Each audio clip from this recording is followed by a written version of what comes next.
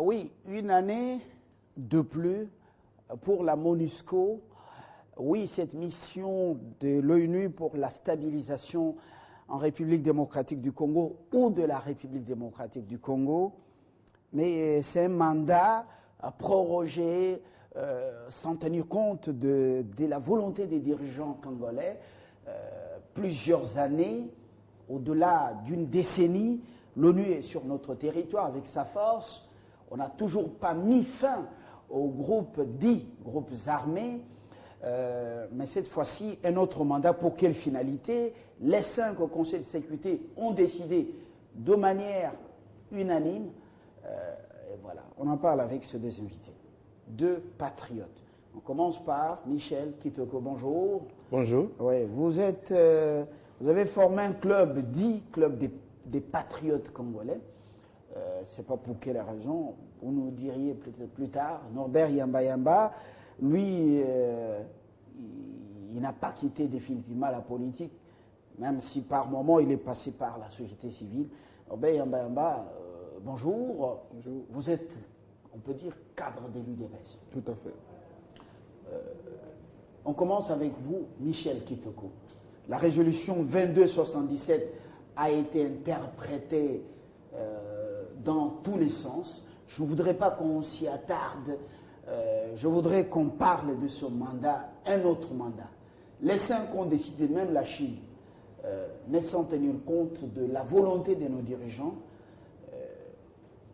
C'est une bonne chose pour vous, Congolais.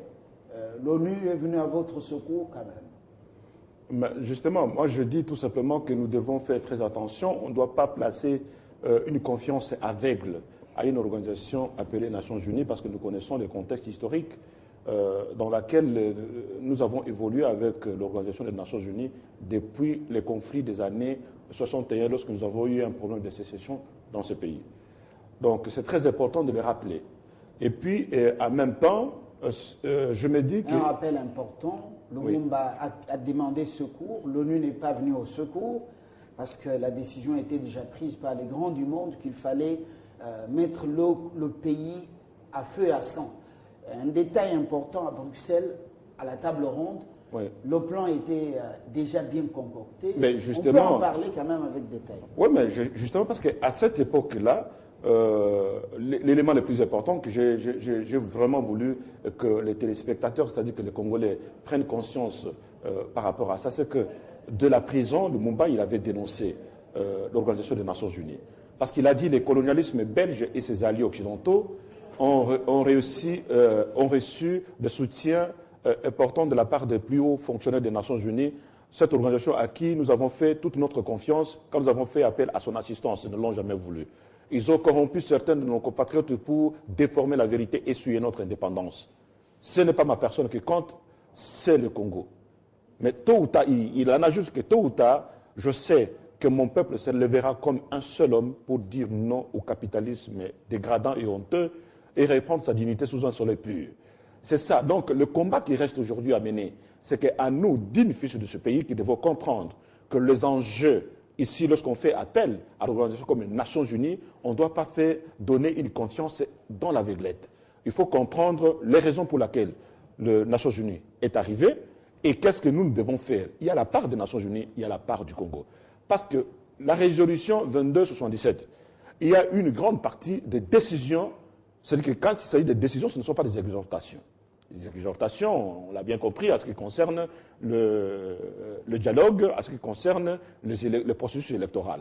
Là, ce sont des exhortations. Mais là où c'est impératif, lorsqu'il y a une décision qui a été prise, c'est-à-dire qu'il n'y a le maintien effectif de l'effectivité de nombre de contingents de la MONUSCO ici en RD Congo. Et ce n'est pas la première fois que le Congo va essuyer ce genre d'échec. Je pense que nous sommes à la 3e fois. C'est assez. Moi, je pense que nous devions requalifier le problème pour que, en fait, dans la discussion, même s'il y a des discussions stratégiques qui peuvent se mener ici et là, mais il va falloir qu'on puisse requalifier les raisons pour lesquelles la MONUSCO reste ici dans ce pays. Voilà pourquoi moi je plaide toujours qu'il faut qu'on dise la vérité au peuple congolais, que nous n'avons pas... Un autre rappel important, lorsque Goma est tombé, avec les terroristes du M23, la MONUSCO était dans l'est du pays, était à Goma. C'était sous la barbe de la MONUSCO que Goma était pris par donc les terroristes venus du Rwanda avec leurs complices congolais. Oui, c'est une parenthèse importante qu'il faut rappeler. Mais là maintenant... Ce bilan, quand même, c'est un bilan qui vous fait frémir, qui vous réjouit? Il faut aussi souligner qu'à cette époque, la MONUSCO n'avait pas une mission d'intervention. La mission d'intervention rapide est venue par la suite. La MONUSCO n'avait qu'une mission de la protection des civils, les civils qui ne sont même pas protégés d'ailleurs. Parce que les groupes armés sévissaient. Rappelez-vous de la lettre de Jacques Chirac, signée ensemble avec Mohamed Ali, quand ils ont décrit les atrocités à l'Est. Et c'est comme ça que nous avons, la communauté internationale par la suite, ont vite compris qu'on avait affaire à des groupes terroristes. Et voilà pourquoi moi je plaide toujours à ce que ce vocabulaire de soi-disant le groupe négatif ou les forces négatives soit ôté de la discussion avec les Nations Unies. Parce qu'il n'y a qu'au Congo qu'on les appelle des groupes négatifs ou de forces négatives. Il n'y a qu'au Congo qu'on attend ce genre de vocabulaire. Vous voulez simplement qu'il y ait Allahu Akbar, et quand ils ajustent, là vous comprenez que ce sont des terroristes. Non. Le terrorisme, c'est l'emploi de la terreur pas à des fins politiques, religieuses ou idéologiques. Et ce qui se passe là-bas à l'est du pays, quand on égorge les gens, c'est du terrorisme. N'attendez pas qu'il y ait des terrorismes islamiques pour comprendre que c'est du terrorisme. Donc on a affaire avec des terroristes. Et les terroristes, on ne le combat pas avec les Nations Unies. On le combat avec des unités spécialisées. Donc notre pays, nos unités, notre FARDC devaient former des gens adaptés à ce genre de situation pour en découdre avec. Sinon, on aura des difficultés à faire requalifier les faits pour faire partir les Nations Unies de ce pays. Norbert Yamba, le Congo est-il sous tutelle de l'ONU? La mission a les médias, ils font un briefing chaque semaine, ils ont le rapport qu'ils présentent, on sent qu'ils ne sont pas prêts. Même au-delà de cet autre mandat d'une année, ils ne sont pas prêts à partir. C'est la mission, l'une des missions les plus, donc la plus importante quand même, Norbert Yamba. Mais c'est bien. C'est vrai que c'est une mission d'une grande importance. Ça fait près d'1 milliard de dollars comme budget. Annuel. Et donc, c'est beaucoup d'argent, avec un personnel très, très, très élevé, ça c'est évident. Mais moi je pense qu'au-delà de ces considérations, il y a moyen d'avoir une certaine pédagogie. Une certaine pédagogie pour faire comprendre à nos concitoyens, j'allais dire à l'Afrique subsaharienne dans son ensemble, ce que représentent ces entités, ces instruments de pénétration. Vous savez que lorsqu'on parle généralement des conseils de sécurité, et j'entends beaucoup de gens dire nous faisons partie de l'ONU, etc. Ça me fait rire. Vraiment, ça me fait rire tout simplement parce que les conseils de sécurité dont on apprend relèvent d'une création d'un groupe de vainqueurs de la Deuxième Guerre mondiale. Vous savez que ce sont les États-Unis, la France, la Russie et la Grande-Bretagne. Ils ont vaincu la Deuxième Guerre mondiale. Et ils ont proposé la mise en place d'une organisation. Et la Chine est à la base de la rédaction de la résolution. Et pourquoi la France prend toujours le devant là? Je suis en train d'expliquer parce que c'est pédagogique. Et donc la Chine a été acceptée, n'est-ce pas, après beaucoup de tractations, compte tenu de son poids démographique et de l'ampleur qu'elle représente sur le plan économique, etc., pour qu'elle fasse partie, n'est-ce pas, des comités permanents.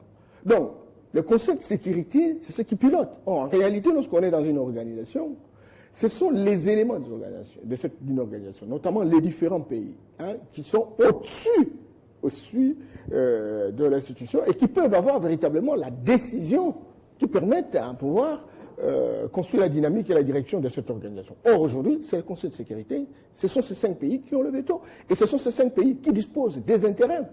Et ils décident en fonction de leurs intérêts. Ils décident. La difficulté aujourd'hui, vous voyez un peu, ces ralliements entre la Russie et la Chine et qui bloque tout petit peu la situation, mais la Chine aussi a ses intérêts, la Russie a ses intérêts. Ce qui se passe en Syrie, vous voyez ce que cela représente. Je voulais quand même préciser cela. Que nous sommes dans un monde d'intérêts et nous nous battons pour les intérêts. Mais le problème, c'est quoi? Le problème, c'est que les Africains n'ont jamais compris. S'ils étaient conscients, ils auraient bien géré leur nation, ils auraient bien fait pour qu'on dégonfle un certain nombre de tensions à l'intérieur de nos pays. Ils auraient bien géré leur nation. Oui. Vous le dites avec précision. Vous pensez que la guerre qui a secoué ce pays et qui a amené des millions de Congolais dans les tombes, parfois les fosses communes, cette guerre est venue des Congolais eux-mêmes? Ben alors, la guerre, c'est le résultat d'une mauvaise gestion. La guerre, c'est le résultat d'une mauvaise gestion. Et donc, il y a des apparatchiks qui profitent, n'est-ce pas, de cette guerre pour financer. L'instabilité du Congo, c'est quelque chose de bien voulu, bien entretenu. Mais chaque pays a une stratégie. Ont été mis en la géopolitique, pour amener à ce qu'on a vécu. La géopolitique internationale, oui, qui est dominée par ces puissances, pose la problématique de leur ancrage dans les différents pays. Il appartient à chaque pays de s'organiser pour dire comment pouvons-nous contourner, même à la moitié, cette ampleur de domination. C'est très important. Mais lorsqu'on se trouve dans un pays où vous voyez que les hommes politiques sont en train de créer des ingrédients pour l'explosion, mais ils sont contents. Ils vont venir. Vous vous rappelez lorsque l'Iran et l'Irak avaient des problèmes? Ce sont des pays stratégiques au Moyen-Orient. Ils ont du pétrole. Mais les puissances occidentales qui véritablement forment le comité, n'est-ce pas, permanent des Nations Unies, auraient souhaité effectivement que cette guerre se réalise. Et qu'est-ce qu'on a fait? L'idée, ce n'est pas parce qu'il fallait supporter l'Irak ou supporter l'Irak, mais la confrontation va poser l'affaiblissement de ces deux pays. Et c'est un peu cette politique qui se généralise dans tous les pays. On a monté Saddam Hussein contre l'Iran. Oui. Et c'était... 1 million de personnes tuées. Et puis après, on a fait de lui un dictateur. Un dictateur, et puis on l'a injecté. Finalement. Et donc, oui, c'est ça justement. Quand on monte sur les tigres, on ne veut pas en descendre. Celui qui a le pouvoir ne veut non seulement descendre, mais de le partager. Et donc, les puissances occidentales, même à cette période post-hégémonique, la tendance, c'est de s'imposer. Et donc, il faudrait que l'homme politique... Vous allez vous imposer de quelle manière? Monsieur Yambayamba, soyons réalistes. Oui. Vous avez vous arraché l'indépendance en 1960.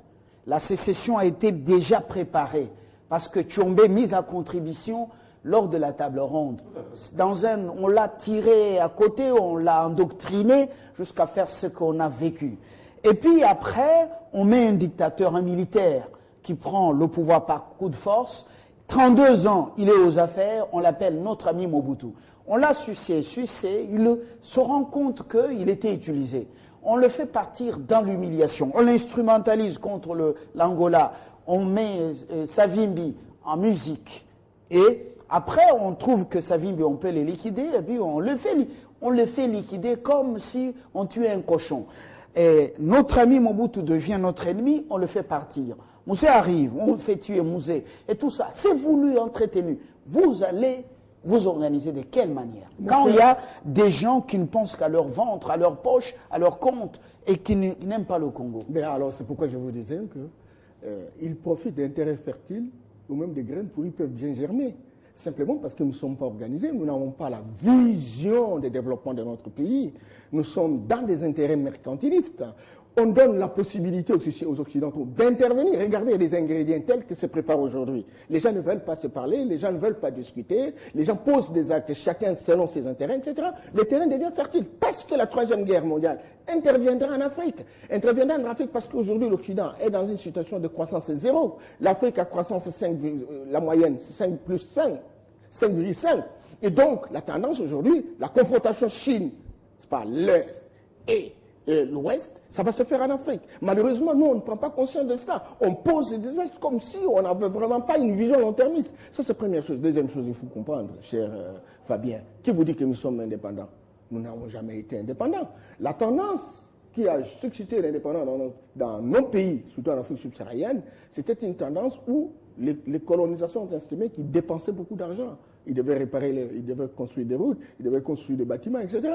Et donc, il fallait tout compte faire qu'ils se retirent en ayant des relais ce qu'on appelle les héritiers de la colonisation, qui sont véritablement les dirigeants, qui vivent de la mendicité internationale, mais qui jouent le rôle de courtier. Et ce sont ces gens-là qui sont arrêtés. Et donc, pour être tel ou tel dirigeant, il faut avoir la caution de l'Occident. Et c'est cela. Et si l'Occident ne veut plus de toi, il faut partir. Et aujourd'hui... Dans l'humiliation, il faut suivre parfois les dirigeants de certaines multinationales. Monsieur Kitoko, vous qui avez vécu quand même longtemps en France. Juste un mot pour vous dire qu'aujourd'hui, nous sommes en guerre.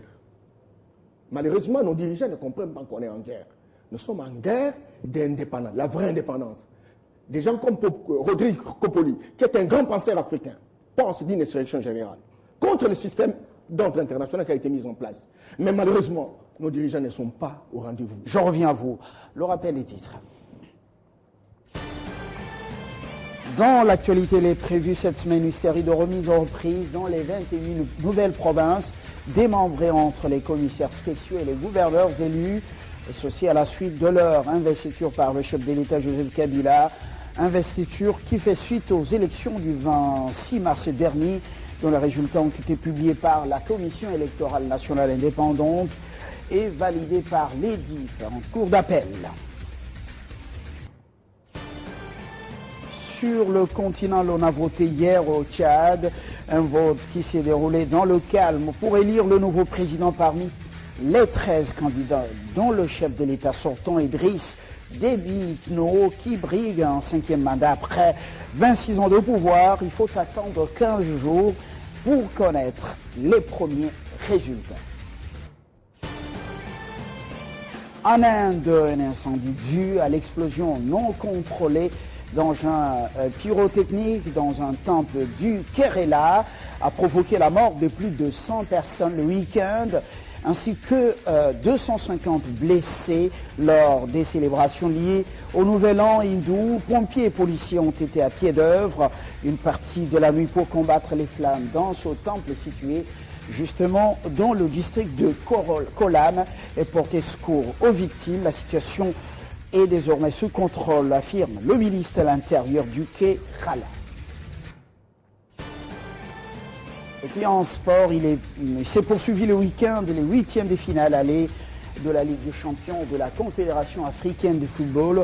Hier dimanche, sur les 3 affiches qui étaient au programme, figurait celle jouée à Kinshasa entre V-Club qui recevait Mamelodi Sundowns d'Afrique du Sud au stade Tata Raphaël de Kinshasa. Au terme de la rencontre, c'est le club congolais qui l'a emporté. Score de la rencontre, 1-0.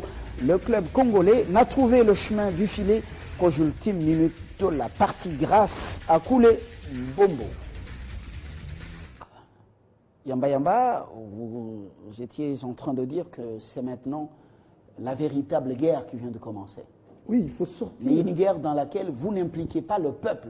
Mais c'est l'erreur. Parce qu'on dit un peuple bien informé, mobilisé, déterminé, uni, c'est plus qu'une bombe atomique lancée sur Hiroshima et Nagasaki.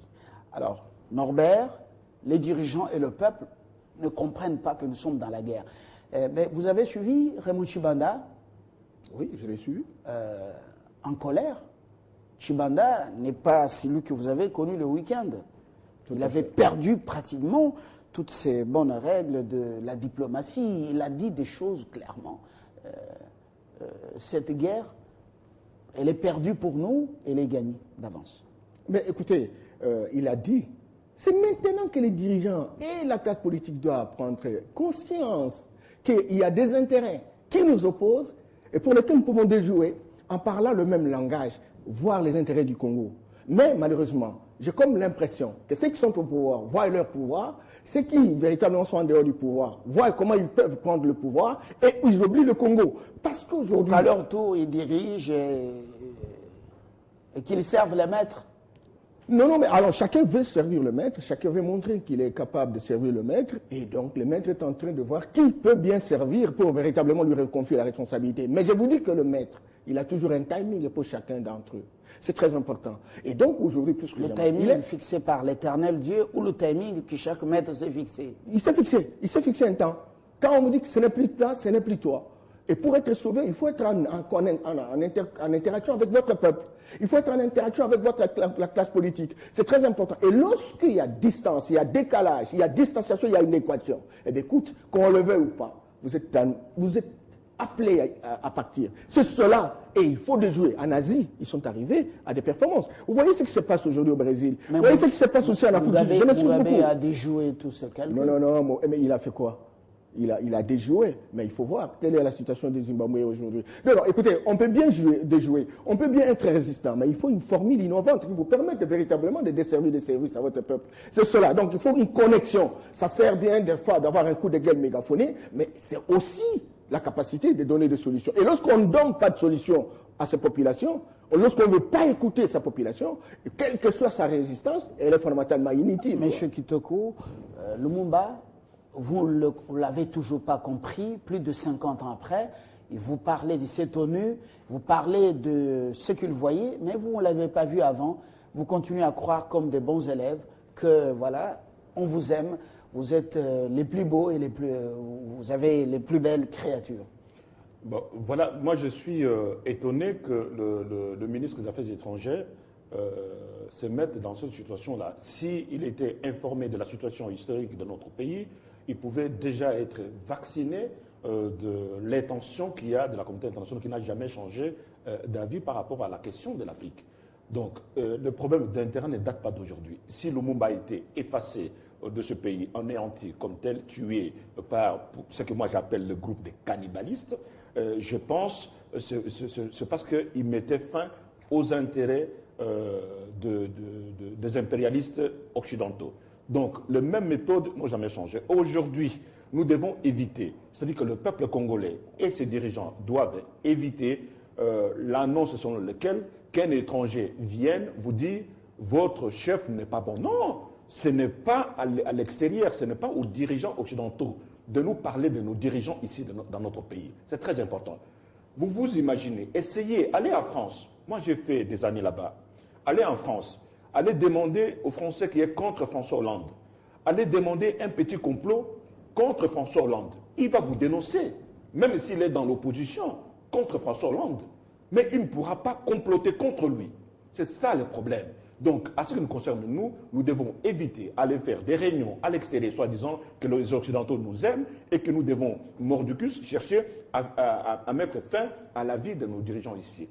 Et je dis aux dirigeants occidentaux que les temps où on venait assassiner les dirigeants ici dans notre pays, c'est révolu. Nous allons nous mettre debout. Vous faites allusion à la réunion du Maroc. Qu'importe. Dans quelle ville là, sur la nouvelle configuration géographique de l'Afrique? La vraie réunion pour qui concerne le Congo, moi j'en appelle la conscience des Congolais, de l'opposition comme du pouvoir, c'est ici en RDC qu'il faut tenir des réunions, qu'il faut tenir des rencontres pour la question de la RDC. Ce n'est pas l'extérieur du pays. Vous voyez, c'est comme ça que même Lumumba disait, tôt ou tard mon peuple mettra fin contre ses ennemis intérieurs et extérieurs. C'est ça le problème. Tant qu'il y a des ennemis extérieurs, il faut que le peuple mette fin aux ennemis intérieurs. Et les ennemis extérieurs, le peuple mettra fin aux ennemis extérieurs. C'est ça la question historique de notre pays. Donc, les mêmes causes produisent les mêmes effets. Moi, j'en appelle la conscience du Congolais. Avant d'arriver à cet appel, dans la partie est du pays, plusieurs groupes armés, l'ONU a déployé les gros de ses efforts là-bas. Rien ne change. Même si la collaboration a repris, l'ONU, apparemment, n'est pas prête à mettre fin à ces groupes armés. Et finalement, un autre mandat, pour quelle finalité? Pourquoi faire encore? Mais attention... on vient faire les business ou quoi? Justement, rappelez-vous de l'adage « no kunda, no job » dans ce pays. Rappelez-vous de cet adage. Et vous voulez qu'ils partent comme ça parce que c'est de vos beaux yeux, vous les avez appelés pour des raisons ils vont en créer encore d'autres. Ils vont en créer encore d'autres. Tant qu'on les laisse dans cette situation-là, telles que les choses sont en train d'évoluer, et si on ne fait pas attention, ils vont en créer encore d'autres. On doit faire très attention. Et moi, je dis, voilà pourquoi je dis qu'il est plus que temps. Et le temps où les dirigeants occidentaux venaient assassiner les dirigeants africains, c'est révolu. Maintenant, nous avons compris. Les réponses que nous devons donner à ces dirigeants-là, c'est révolu. Le chef de l'État restera. Qu'il soit fonction ou qu'il ne sera pas fonction, il sera avec les Congolais ici au Congo. Et ça, le devoir sacré de tout le peuple congolais de voir leurs dirigeants. Ça suffit l'époque où on assassinait les dirigeants. Aussi, nous n'avons même pas un ex-président dans ce pays, vous pouvez vous imaginer, ce n'est pas normal. C'est révolu ce temps-là. Et moi je dis, c'est à nous de prendre conscience. Dans notre club, nous devons enseigner, et plus qu'enseigner encore davantage, dans tous les recoins de la République, que nous devons prendre conscience de l'élan de patriotisme de notre pays et nous en approprier de l'avenir de notre pays. Parce que l'Occident ne fera pas de nos beaux yeux ce qui revient évidemment pour ce qui nous concerne pour notre compte. Les groupes armés, M. Pour les groupes armés, oui. Je chute là-dessus. C'est à l'État congolais. J'ai toujours plaidé même pour la délocalisation de l'état-major général de notre pays, à l'est du pays. 90% des attaques que notre pays a connues. Moi, je ne veux pas seulement spéculer, je ne veux pas seulement entrer dans la littérature de l'enseignement, mais je propose des solutions pragmatiques. 90% des attaques que ce pays a connues viennent de l'est du pays depuis Jean Scrab jusqu'à maintenant. Évidemment, notre état-major général, les zones militaires, les régions militaires devaient être à l'est du pays, concentrer l'ensemble des efforts là-bas pour que l'ONU, nation, ne trouve plus prétexte qu'il y a de l'insécurité là-bas au Congo et voilà pourquoi ils y sont. Donc c'est à nous de maintenir, de répondre la question de la sécurité pour mettre fin à tous ces désordres-là contre ce groupe terroriste. Partout où l'ONU est passée, on n'a pas vu quand même de solution miracle. Il faut être honnête avec soi-même. Oui, tout à fait. Mais moi, je voudrais quand même qu'on soit apaisé. Ne voyons pas simplement classe politique, opposition en train d'être manipulée de l'extérieur. Depuis les années 60, où nous avons été indépendants, en fait, un peu en Afrique subsaharienne, les différents dirigeants qui se sont succédés ont eu la caution de l'extérieur. Ils ont travaillé comme des commissionnaires. Ces dirigeants-là, en tout cas, ceux qui ont contesté comme Lumumba sont partis. Ceux qui ont contesté comme Kadhafi sont partis. Ceux qui ont contesté comme Sankara sont partis. Donc, comme Laurent Désiré Kabila est parti, etc. Donc, c'est très important qu'on soit fixé de cette manière-là. Deuxième chose, il faut que Michel soit apaisé aussi. On peut faire une réunion à l'extérieur, mais qui, véritablement, est au profit de la République. La table ronde pour l'indépendance du Congo a eu lieu à Bruxelles, mais on a été indépendant. Ce n'est pas le fait d'avoir fait une réunion, encore qu'il faut savoir quel est le contenu de la réunion. Moi, je pense qu'aujourd'hui, plus que jamais, que ce soit les dirigeants de la République, il faut que je termine, que ce soit l'opposition, que nous sachions faire des priorités. Où se trouve l'intérêt du Congo? Parce qu'on a vu même des dirigeants qui prennent des contacts avec l'extérieur, qui signent des contrats, parfois ce qu'on appelle léonins, en faveur de l'extérieur, parce que pour qu'ils soient maintenus au pouvoir, etc. Et l'opposition vient emboîter le pas. C'est maintenant plus que jamais que la société civile, les patriotes, etc., nous puissions dire non. Il faut que ces modèles d'éjection s'arrêtent. Il faut qu'à un moment donné, que nous puissions nous organiser, alors calmement, pour faire cette insurrection qui remette en question le système international, parce que nous sommes dans une période de post-hégémonique où il y a plus, le monde qui était unipolaire est devenu multipolaire. Encore qu'il faut qu'on soit apaisé, sans émotion, et on réfléchisse sur des stratégies alternatives. Je voudrais également dire qu'aujourd'hui, la MONUSCO, la MONUC, qui était ici, et qui est là, et qui conteste de repartir. Vous savez pourquoi? Vous donnez les raisons à cette MONUSCO pour justifier sa présence. Parce que dès lors que les Congolais ne veulent pas s'entendre, dès lors qu'on a une expérience, les élections de 2006, les élections de 2011, il y a une mort d'homme. Et que les gens, jusqu'à 9 mois, ne veulent pas s'entendre, ne veulent pas parler des différentes questions qui bloquent. Chacun capte, n'est-ce pas, de son côté. Mais les gens disent, mais écoute, si on veut y aller, et on va laisser quoi? Risque d'enflammer la situation déjà précaire. C'est comme ça qu'ils ont des raisons raisonnantes de justifier leur présence. Il faut qu'à un moment donné, un élan de solidarité, un élan de nationalisme dise, écoutez, on a trop gâché, on a commis des erreurs graves, politiques, sur notre peuple. Aujourd'hui, plus que jamais, voilà, nous devons nous entendre et respecter les engagements. Il est anormal, sincèrement, que nous mettons en place nos constitutions, nous mettons en place nos textes réglementaires, passent par le Parlement, et nous n'arrivons pas à les respecter. Et alors maintenant, quand on n'arrive pas à les respecter, quand quelqu'un vous dit, mais pourquoi vous ne respectez pas? Vous dites, non, ingérence. Là aussi, c'est pas correct. Là aussi, c'est pas correct. Et puis, lorsqu'il s'agit d'organiser la formation, parfois pour les acteurs politiques, pour les acteurs de la société civile, non, écoutez, ayons moins d'émotion.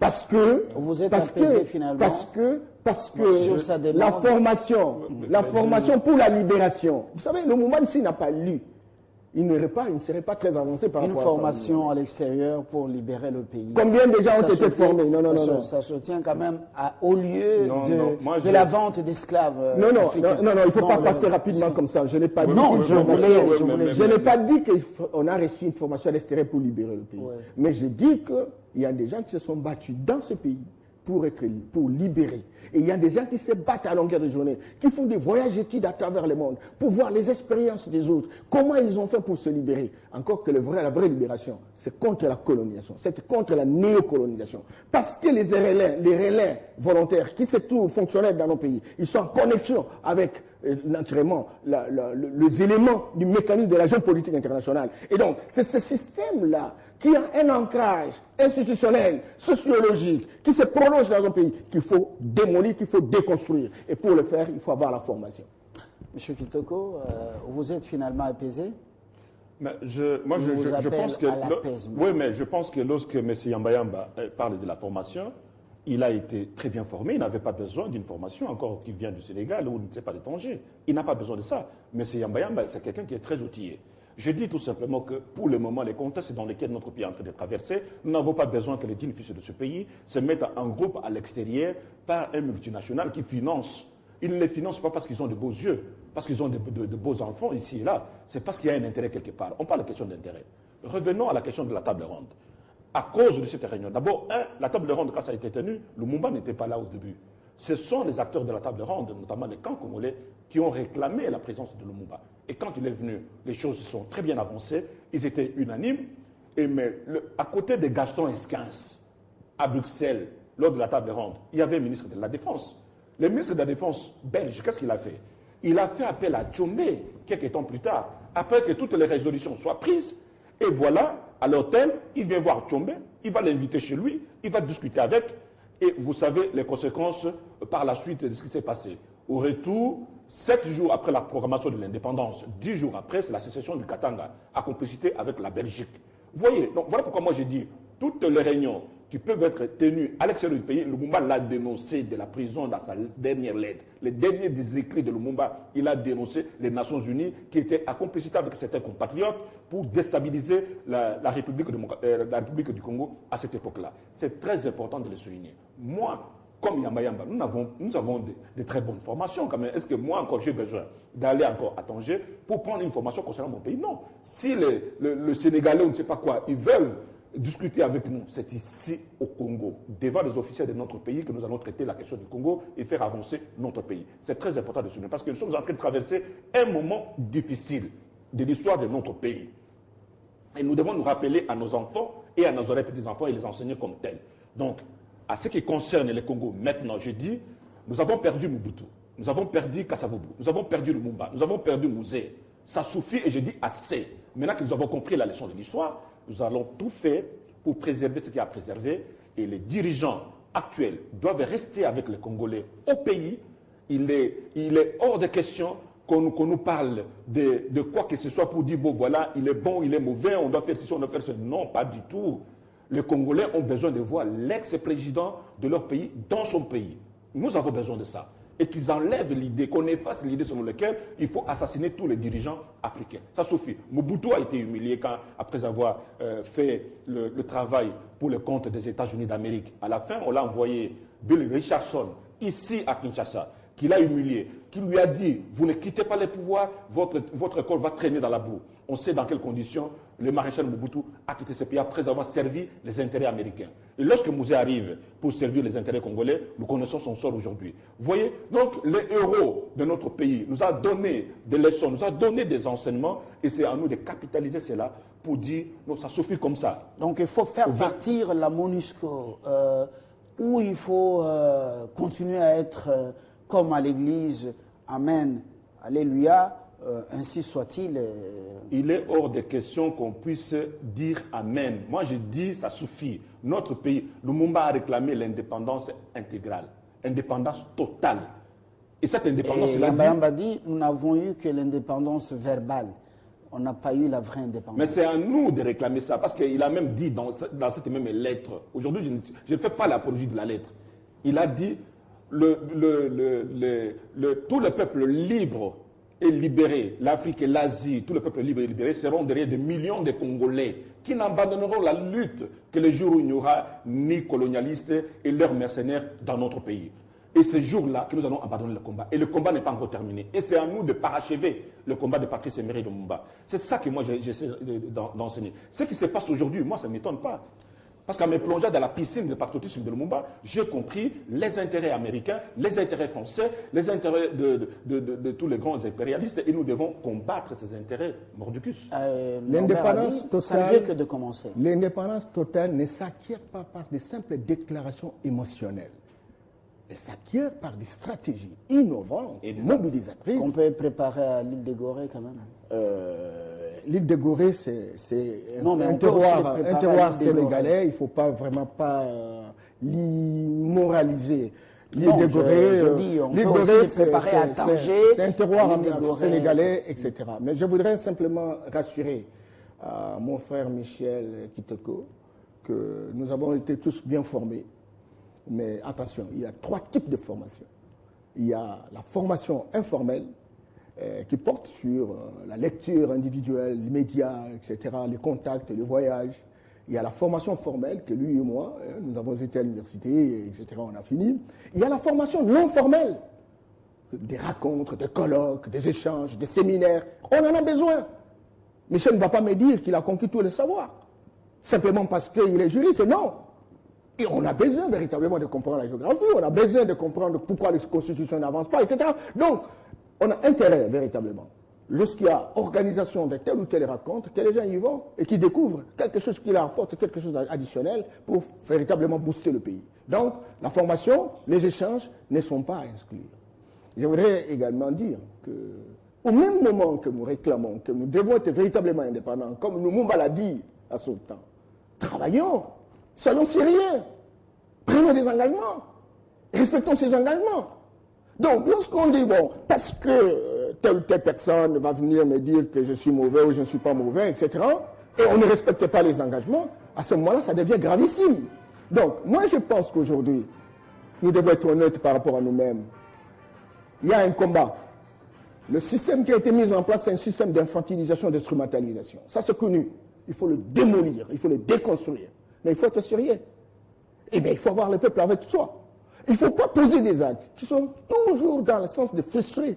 Frustrer non seulement la population, mais la classe politique. Parce qu'on ne peut pas être avec la population sans être avec la classe politique. Parce que la classe politique assure la conjonction entre les dirigeants et la population. C'est très important. Et donc, si le jour où on comprendra que nous avons intérêt véritablement à polir nos relations, à dégonfler les émotions toxiques, je crois, et à faire une priorité des besoins qui sont les nôtres. Même la MONUSCO nous respectera. Mais, croyez-moi, aujourd'hui, ils sont là. Vous allez les faire partir comment? Parce qu'ils disent qu'ils ne pactent pas. Et que les Nations Unies, le Congo fait partie des Nations Unies. Là aussi, c'est à nous de comprendre quelles sont nos erreurs.